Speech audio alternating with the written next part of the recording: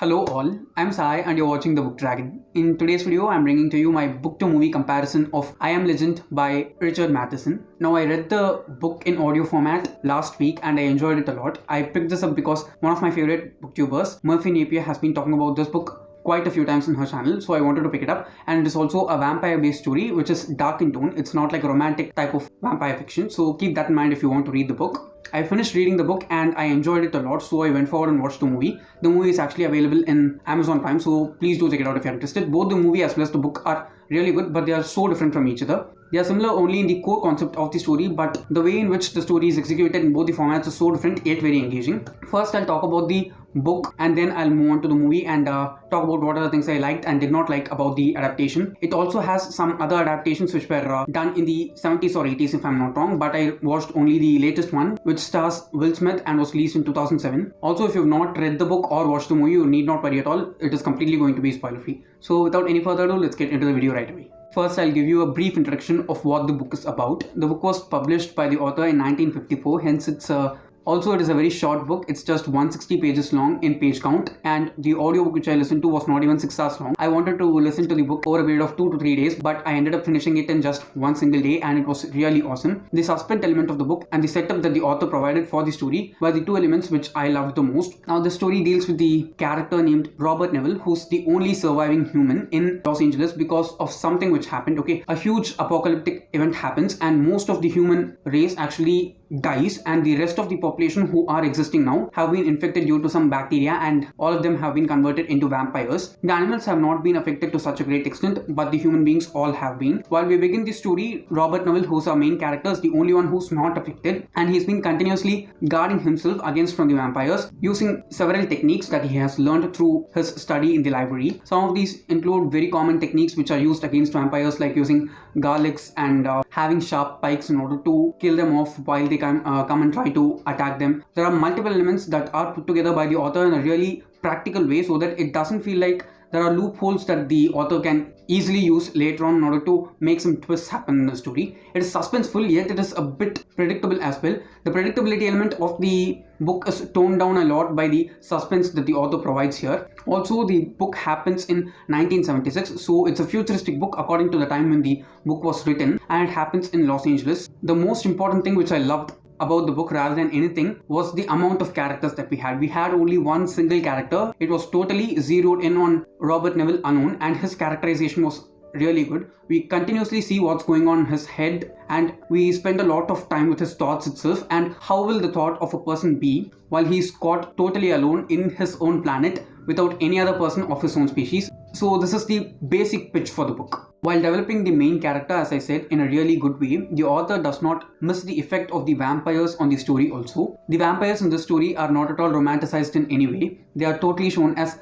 dark, vicious, blood-sucking creatures, and there is this important twist which he has added to the tone of the vampires, which just steps up the darkness of the story to a greater notch, which is that, I said in the beginning itself, except Robert, all the other people in this world have died or converted into vampires. So the vampires whom he sees in his vicinity are people whom he has known to live as humans before all this happened. Most of the people whom he notices as vampires that are trying to kill him are his neighbors, his family, his friends, and so on. So it is a lot more difficult for him to protect himself from such people whom he used to know, and also trying to kill them at the same time in order to guard his own life. Now we might think that everything is so desperate, why does he not give up and just die? There are multiple reasons that he has which you have to read and enjoy. I don't want to give everything away here itself. Also, there is a small touch of science to the story. It's not very deep, but the author makes it clear that the science part of the story is very much important because it provides the logic behind which this complete plot is working. So because of all these reasons, even though it is a really old book, I think it will definitely stand the test of time for a lot more years also. If all these things are not enough for you to pick up the book, there is one Brahmastra which I put for the last in order to reveal, is that this story actually contains a dog. Okay, the dog has a really small role to play in the story, but its appearance there makes the story a bit lighter and gives us some time to breathe. There are things which happen after the dog gets into the story also, but just seeing such a cute creature accompanying the main character in this one amongst all these dark things just made the story a lot more better for me. If you're a dog person, I'm sure you will love the chunk of the story which contains the dog. Overall, I just enjoyed the book a lot. It was a really different experience. If you've been following me, you might know that I don't like dystopia as a genre at all, because I've tried a few books and all of them have disappointed me completely. This one did not. First of all, I did not get in knowing that it was a dystopian. I just went in with the idea that it's a vampire fiction. It turned out to be a dystopian, which I enjoyed a lot. So if you've read the book and you know some books like this, preferably short ones, please do recommend me down in the comments. I rated this one 4 stars and it was very enjoyable. Now let's talk about the movie. Talking about the movie, first I want to say that I enjoyed the book a lot more compared to the movie, because it felt a lot more fresh and original compared to the product that was delivered by the movie. One major change which they did in the movie was something which disappointed me the most. It is that changing the vampires and replacing them with zombies. Okay, the vampire element of the story is something which added multiple layers for the book, which were all easily scraped off while replacing them with zombies in the movie. While I was reading the book, it felt a lot more like the vampires were dead people who had a lot of intellect and they had some patterns in which they worked, which is not that easily detectable by the single human being that survives this planet. But when it came to the zombies, it just felt like they were a mob of things which couldn't think that much. They just had violent thoughts alone and they did not even speak. Okay, in the books we have the vampires who are actually speaking. Their voice is different, it is a bit snarly and things, but that horror element which was given by the speech of the vampires and some dialogues which one vampire continuously uses in the book was something which added a layer of originality to the story, as well as a darker tone to it. But when it came to the zombies, we did not even have that many appearances. I think except for the climax chunk, we had only 2 or 3 scenes in which the zombies come, and it was even not that impressive.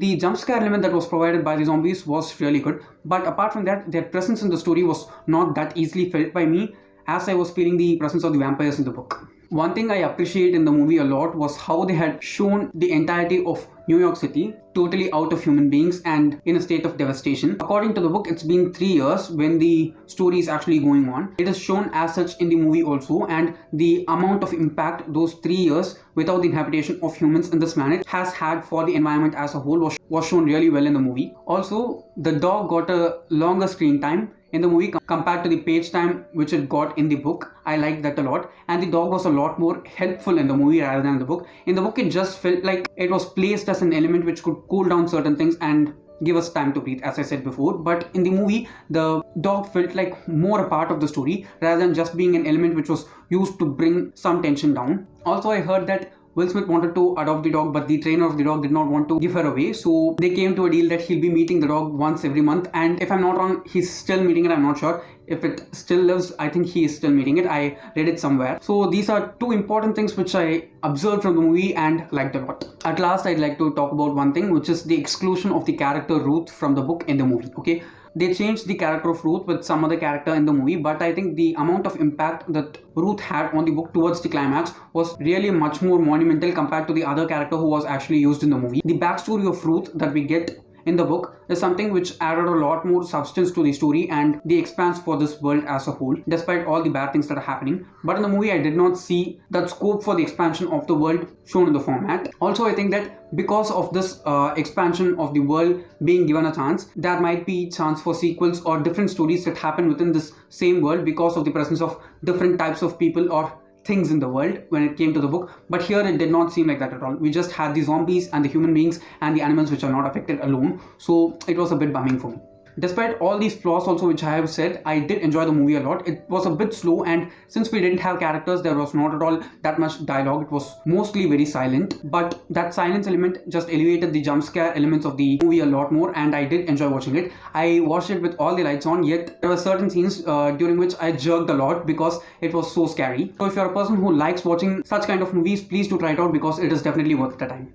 So yes guys, that's all for today, and if you did enjoy watching today's video, don't forget to give it a thumbs up and also share it to your friends. If you want to get more content from me, do subscribe to the channel because I publish new videos every Tuesday, Thursday and Saturday. Thanks for watching and have a great rest of your day.